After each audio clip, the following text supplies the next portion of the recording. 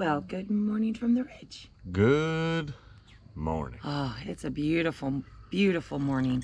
I've been up. We've got sourdough bagels rising. I got 2 sourdough loaves rising. That's it. That's all I got. Coffee made. Cheers. She wanted more, y'all, but the last 2 mornings we woke up and it's just been nasty. We've had 3-4 days of just rain and gross weather and kind of slowed progress. I mean, we've gotten other things done that, didn't require being outside or working with wet materials, but yesterday she had started and pretty much the entire day was, in the kitchen, which it was nasty. I mean, yeah, I think it rained in the morning and then it had stopped, but it was even just going out to do chores. I mean, luckily we've got mud boots because I went out to pick beans because I made dilly beans yesterday with our first harvest. Well, started dilly beans. I've got to add more beans, but I had harvested in the rain, which, it's whatever. But the garden got a beautiful God's drink of water. And yeah, I mean, been saving us on that aspect where we definitely know they've got lots of water right now. Yeah, but I had way too much starter yesterday. I had a half gallon of active bubbly starter. So I'm like, shoot, it's a crappy day. Let's get her done. So I made 2 sourdough white breads. I made pizza dough. I made lemon raspberry muffins. They were spot on. Yeah, they were good. I made 2 sourdough loaves that proofed overnight. That's what's in the thing this morning. And then bagels. What else did I make? I think that's it. I don't know. You were in the kitchen all day. Yeah. So, which I mean isn't a bad thing, guys. It really isn't. But kind of like I told her last night, we'd went over and hung out with Ryan and Jess, and she's going through her head again, of like, wow, I'm gonna make this, and I said, no, you're not.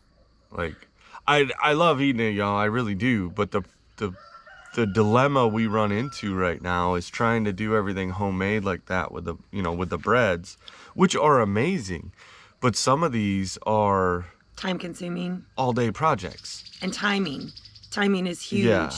Because you don't want to overproof, and when we're out working on a project, I gotta be like, oh, stop, it's bagel time, or stop, it's this time. And yesterday stayed dry all afternoon, and then I mean it's gorgeous. Oh, blue skies this morning, and supposed to be fairly moderate temps, I think. So we're gonna hit the studio today. Yep. The goal is to get the rest of the, I guess would be other 3 walls, the way that we're building it. Get those 3 walls. Hopefully, we're gonna be down to slim pickings on lumber. We didn't mill anymore yet. I know when we left. Because it was raining. We left the last main video or video before that, whatever. We need to mill some more. Mm-hmm. But and I did get more blades. Yep. And we showed that I went ahead and ordered some more blades. So when we do decide to start hitting it, which might be this afternoon, might be tomorrow. The mill? Yeah, because we'll find out for sure today what we have. We don't have enough rafters to do the roof anyways, which we knew that, but we'll see what we have to build walls with. Yeah. And I'd like to get the framing of the walls done so that we can move on to the next step. I'm ready. Yeah, I mean, we kind of talked about it, it's like having all the lumber there, then a project goes really quick because it's just laying it out, nailing it together, putting it up, boom, you're done. But must be Jenna. At this point. No, Jess. Oh. Normally the double dings are because Jenna has to send. Yeah, she can't send. Every text is one word. Jess. Well, mute it. That was Jenna. Yeah. Jenna's notorious to where it's not just one message. Like you've got to have She can't write a paragraph. 2 words max per text, and so it's Ding ding ding ding ding. yeah, and then her phone goes ding, and it reminds you, I don't know why, in a negative way, of like the carnivals or something where you just constantly hearing those, like that same ding ding ding ding, and that thing goes rapid fire. Yo, I'm ready to roll it in the lake. Yeah, but yeah, it's going to be a work day today, at least until it's not, because it's going to get up there in temps today, which I'm not upset about, but it's going to be a comfortable temp. So we're going to just have to stay hydrated and, yeah, get what we can get done. And, like, if we run out of lumber and there's still daylight left, then it's going to be a mill. We'll have to jump on the mill and, I mean, which that's always a hairy thing after a big rain, too, because the staging lot can get really, really muddy. And, yeah. And driving over it once isn't too bad, maybe even twice. But, you know, when we're doing the mill, you're pulling to the logs, and you're driving on it a lot. And that's when it really... But, I don't know, with as dry as the ground has been and all this rain that we got, it probably ran off pretty good. The biggest spot I worry about is the trench, but we've been able to maneuver through that without a problem so far. Yeah. Being able to just drive across it. Don't try to drive down it because, well, you'll sink. Yeah. Yeah. But it'll be nice to finally get that graveled in at some point. Gosh, we have, if we let ourselves go down the rabbit hole of how many projects we have, it can get daunting. So we just wake up every day and try to have a great attitude with what we can only accomplish today. Well, your attitude only starts after about half a pot of coffee. Okay, he's not lying. But he's not lying. I love my mornings alone. But Charles has been awful lately. He thinks, 4:30 in the morning, because, that's usually my time. Like, he thinks, oh, it's time for Mom to get up. And he's just incessant. But this morning, I actually was able to be like, yeah, no. Pushed him off me like a bunch of times. And I was able to go back to sleep, which is very, very rare. But I worked my butt off yesterday, and I was pretty tired. So I actually slept till 6:30. So that was nice. Well, I stayed in bed till 6:30 because it took me a hot minute to go back Well, to sleep. yeah, I know. I woke up at one point, and I looked, and I think the clock said it was like 6-something. And I'm like, oh, the sun's up. Okay, we're getting up. And I swear to y'all, I crawled out of bed right after her. But somehow that right after her was like an hour later. So I don't know what happened there. Wasn't my fault. We bought too comfortable of a bed, I guess. Yeah. But no, it's definitely a much uplifting day with it being sunny and beautiful out this morning, because the last couple days has been rough. I mean, you can't ever control the weather, but the weather controls our mood and energy levels. We're very much in tune with nature. Yeah, and so it does make it a lot more difficult when it's gloomy or rainy or anything to be like, all right, we've got to get moving. But I don't know, excited, and I did some research yesterday, you guys. We, one of our dreams, obviously, is to do the Great American Loop. And, we're always kind of reverting back to it. She's always sending me links for boats that we could, buy and work on until we're ready to do the loop. Because, I mean, that's still a couple, 3 years away. 3 years, 4 years, something. It's within a 5-year plan.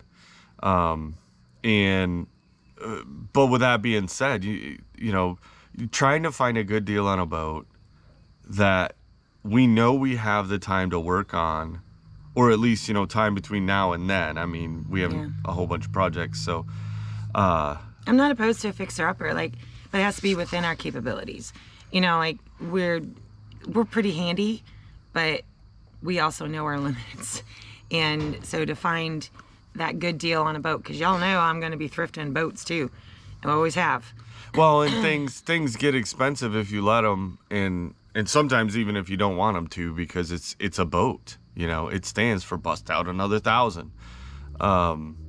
And So tell them anyway what, yeah. Yeah, so we had researched some more and found, when we've watched them before, but we did find another channel that they actually had a web page and it broke down so many good pieces of information. What it cost them to do the loop, what things to look for when buying a boat, what apps and maps and gear do you need, and it's just Well, he awesome. started down the rabbit hole because I'd found a boat. I'd found a ship. Holy mackerels, I found a ship. And it had been abandoned in a marina in Tennessee. And so I'm like, well, would the river system get it where we needed it to be, so where we could maybe have another, find another marina closer to the loop that we could house it in and work on it, in a drivable distance, that kind of thing.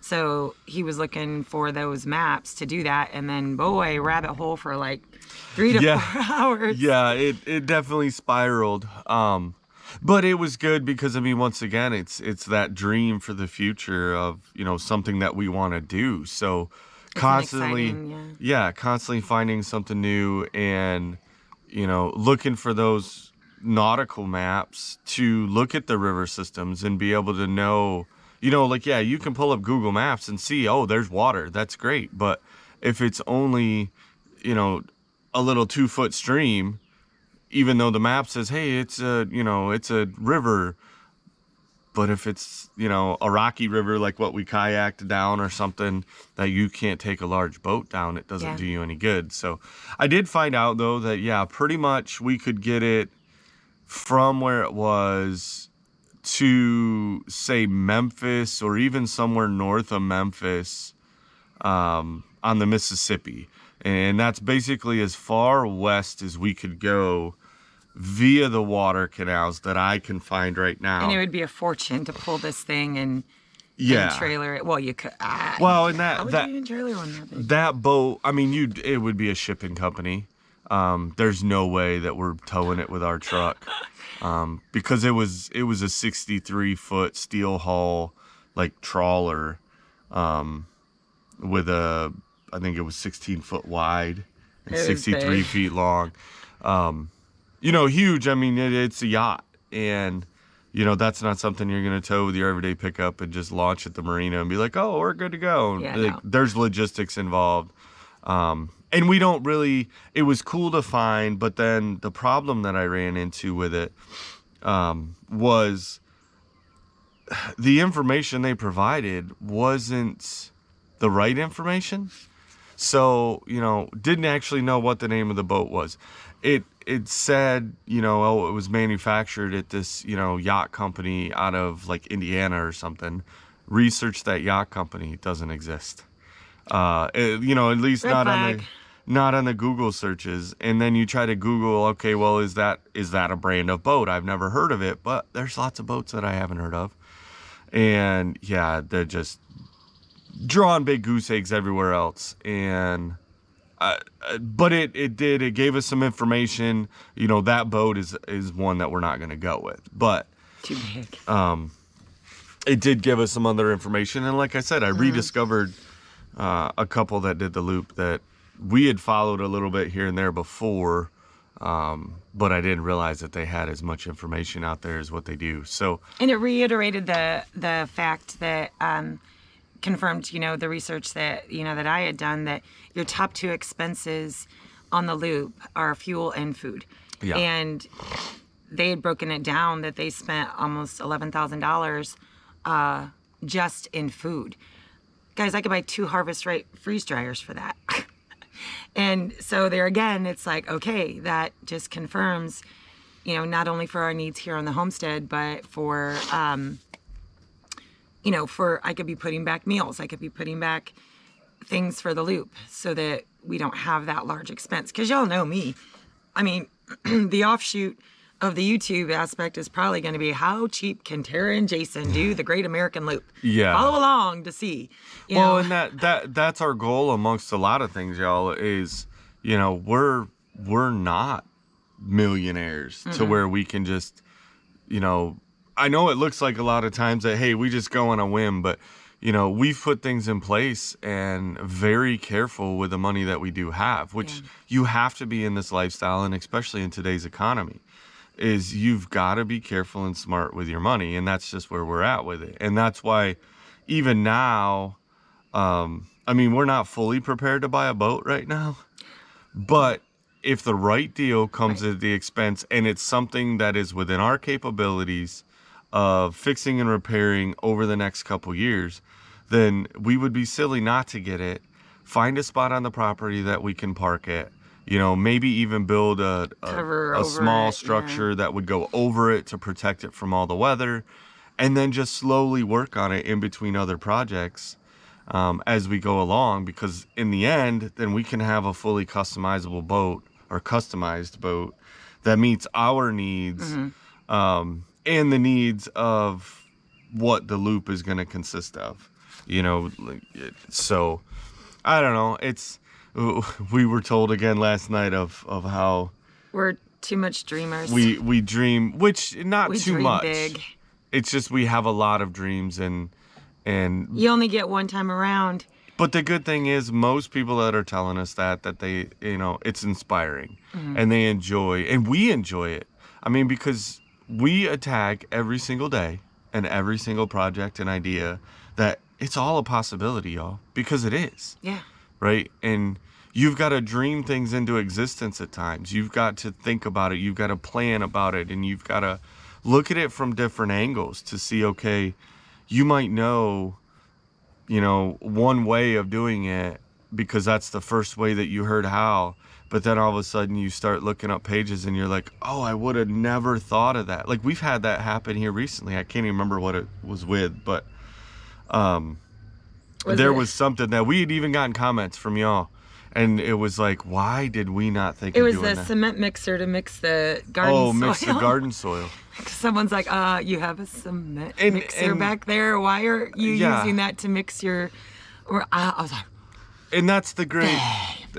Really? That's the great thing of putting things out there, like we do with YouTube and filming it. But then also talking with friends and other people within the community.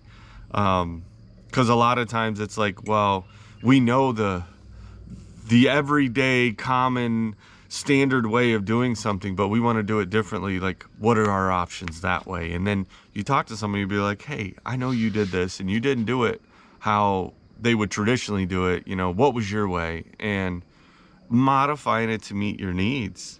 And which is the fun part. That's the adventure of life. And that's what's hard. Like, I know I've said it before, but it's the difference between, the majority of my adult life when I was married. I was always a dreamer. I've always been a dreamer, and constantly being shut down. Oh, we can't do that. Oh, you can't do that. That'll never work. And just kind of all those dreams being shut down. But to find someone that's just as much of a dreamer as me, that is never, ever no. It's never no.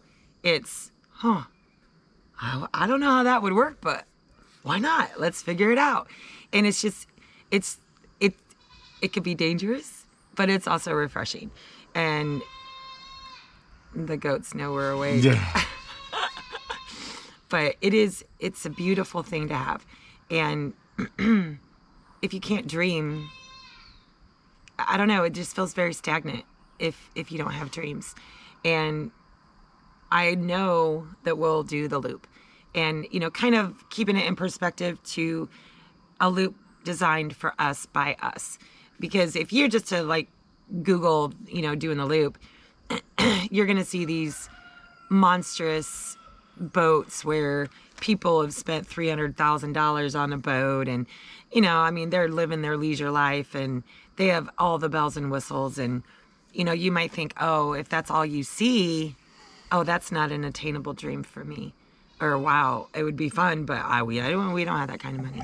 But when you're a dreamer, you start looking outside and behind that facade of what it's put out to be, and realize that it is doable.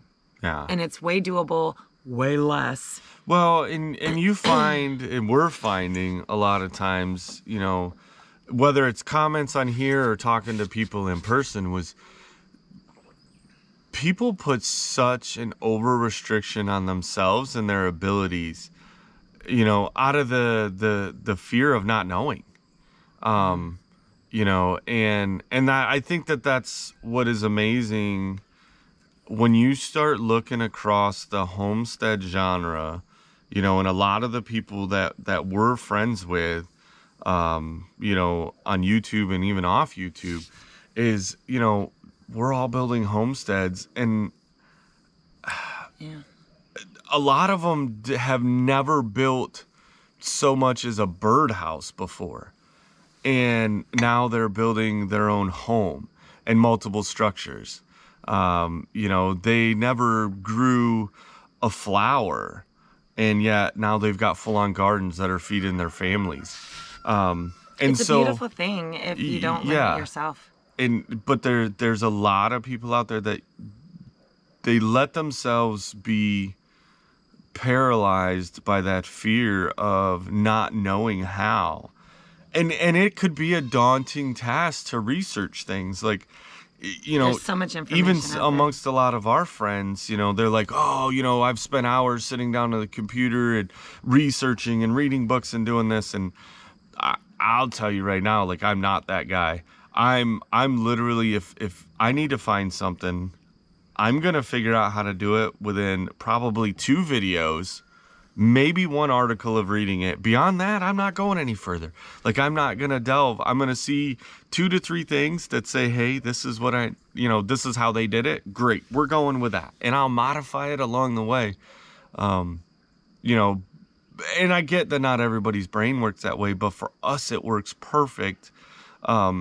And we don't have that, and I know we talk about it a lot, but we see it a lot, guys, and we're trying to get people to change their mentality and that fear of failure. And anything's Failure possible. Failure is the greatest thing out there, in my opinion, because you should learn from failures. Yeah. So people that are paralyzed by failure are the ones that they never learn from it.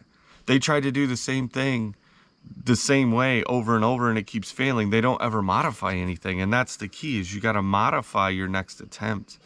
And it's somewhat disheartening to watch people failing constantly, or just straight giving up and not even wanting to try, because they're not taking that step. And I've seen it a lot where you pull them to the side and you talk to them and you be like, hey, okay, let's not give up on this whole project. What's another way of doing that? Well, and they'll be frustrated. I don't know. I just can't do this. And then you kind of talk to them for a minute and you talk through a process, and all of a sudden you see a light bulb go off in their head and they're like, oh, maybe, But that's the beauty of community. Yeah. And that's what we love about it. But boy, I'm having a hard time this morning with. What'd you put in there? It's just coffee and half and half. Coffee, she says, y'all. But yeah, so yesterday was just kind of a fun day too. Dreaming of the loop and baking and cooking and all that. And today we do need to hit it a little bit harder. But also, I wanted to throw this out there too. And I talked a little bit about it last night with Ryan and Jess. On the main channel, we're within our 10,000 guys. That's our next goal, and I want to do giveaways. I want to do a night of giving away when we hit our 10,000. I can't say what yet, but it's going to be a lot of giveaways. So go on over to the main channel, check it out, and be sportive in that. Y'all are. I know y'all are. And, share it out, because the quicker we get to 10,000, the quicker we can give away something. It still blows my mind. I know. That was not a number I ever would have thought was an attainable, but I see it now. Obviously we're close, but when we started this, 10,000 was like, and what? even years ago when people kept telling us we should start a YouTube, like, that was not a number I ever thought to be an attainable, because I don't know. It's funny because you kind of look at it and it seems like it's a really saturated market, right? Doing the homesteading, doing, the growing your own food, what we do. But it's not really. It's not, because it seems even though saturated we're all, because we're friends with most of them. well, I think too is you know, you can have a lot of homesteading channels, but not everyone is going to like you. They may resonate more with this person's circumstances. They may resonate more with that person's circumstances.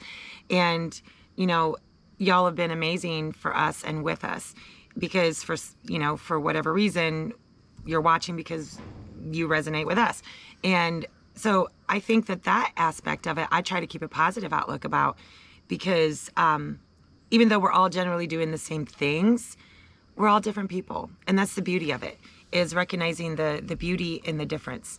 And there's tons of things to find out and grow and know. And so the fact that almost 10,000 people, you know, resonate with us, that's that's cool. That's cool. I feel that soul connection, you know? So yeah, we're gonna start planning a giveaway, because it could happen today, it could happen tomorrow, it could happen next year. We don't know. But I've got some ideas, and I just want to have it be a night where it'll be on our live, and we'll be able to just throw out giveaway after giveaway after giveaway to thank you guys for getting us there. So, but with that, we need to get to work. I am hungry. My tummy's growling. I need to make breakfast yet, and we got chores to do. Yeah. Yeah. Make some breakfast. No, don't push me off the deck. I'm just kidding. When you're pushing it, yeah. So you're going to shove me right off this thing, and I'll deserve every minute of it. No, I need you too much. Oh, there's and that. I kind of love you. Oh, there's that even more. It's like cutting off your own hand. Oh. What good would that do if I got mad at my hand and cut it off? You're safe, honey. Whew. The wood chipper will, you know, always be there, but, you know. Uh-oh. I love you. I love you. All right, guys. Have a wonderful, blessed day. Enjoy and have a great, great day. Yes. Bye. Peace out.